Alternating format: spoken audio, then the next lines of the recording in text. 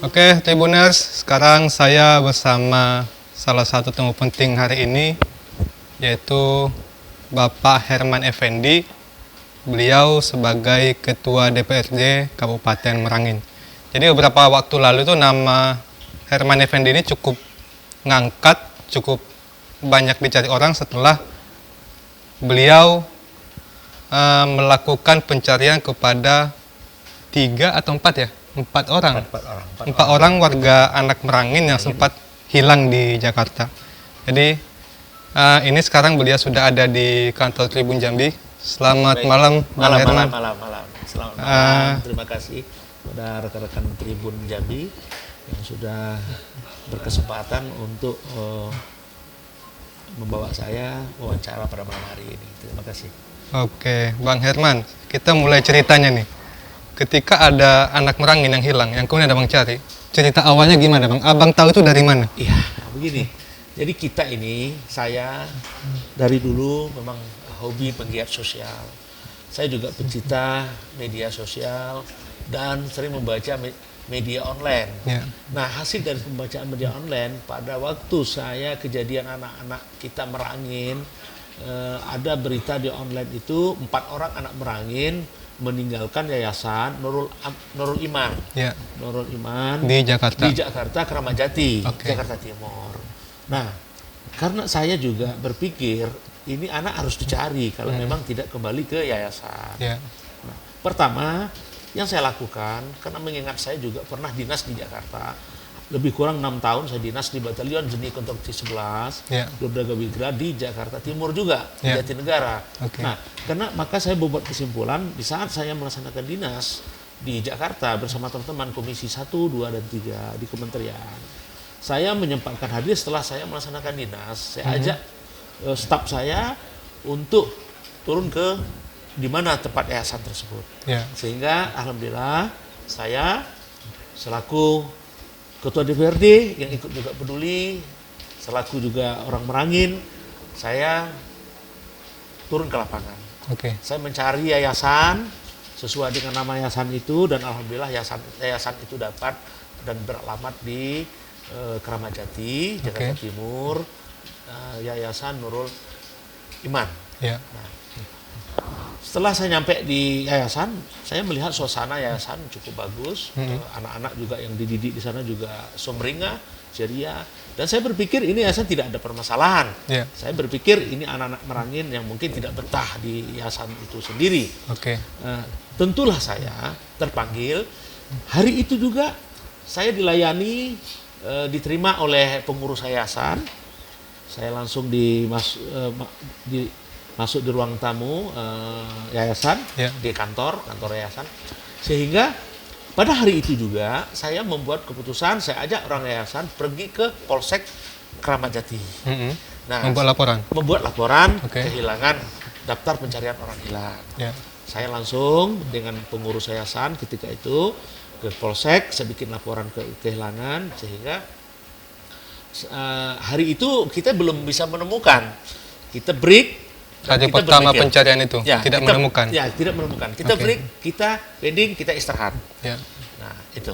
Itu kemana aja waktu itu nyarinya itu bang? Hari Wah, pertama. kalau untuk mencarinya itu namanya mencari orang hilang ini kan meraba-raba. Iya, apalagi Jakarta Kenapa? dengan Apalagi sekomplek itu. Jakarta itu kan kita tahu sendiri, Jakarta itu adalah ibu kotanya negara kita Indonesia.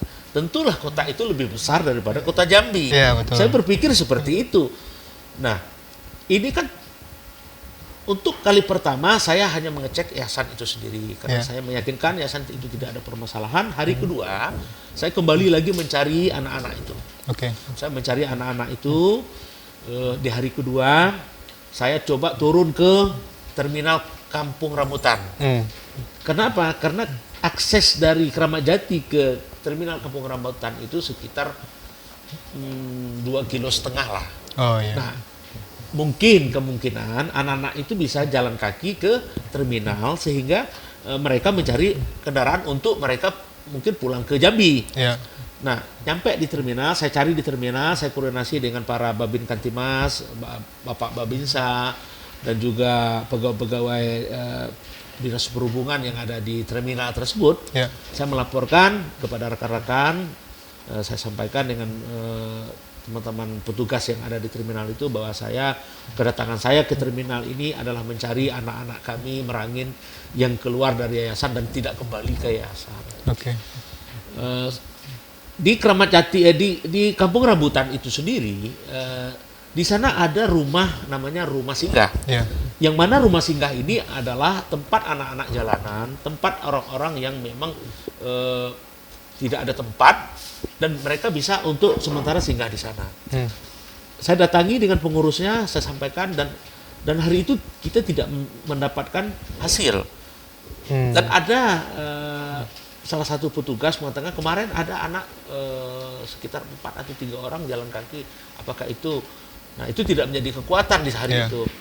Terus kita juga koordinasi cari lagi ke terminal Kampung Melayu. Cari terminal Kampung Melayu, ya jalan-jalan seperti itu sehingga tidak ada juga.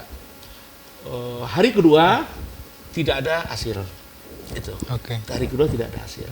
Nah, dilanjutkan lagi di hari ketiga. Ya, itu hari kedua tadi dari terminal ke terminal itu Bang. Ya. Jadi terminal hari lagi Bang. Tadi saya mengecek yayasan. Ya. Saya yakin yayasan itu benar. Hari kedua saya coba untuk patroli kembali dan tidak ada hasil. Ya. Tapi saya koordinasi dengan Babin Kantimas, Kapolsek dengan babinsa-babinsa yang ada di situ. Ya. Nah, hari ketiga ini karena hari ketiga ini saya harus sempatkan juga. Ya. Kenapa? Karena saya harus kembali ke Merangin karena jadwal dinas saya dan juga tiket pesawat yang harus kembali pada hari ketiga. Tentulah saya berharap di hari ketiga ini kalau bisa dapat. Ya.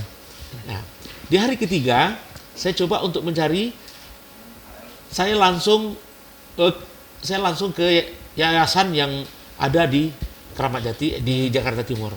Saya cari di seluruh yayasan yang ada di Jakarta Timur, di Bambu Apus, di daerah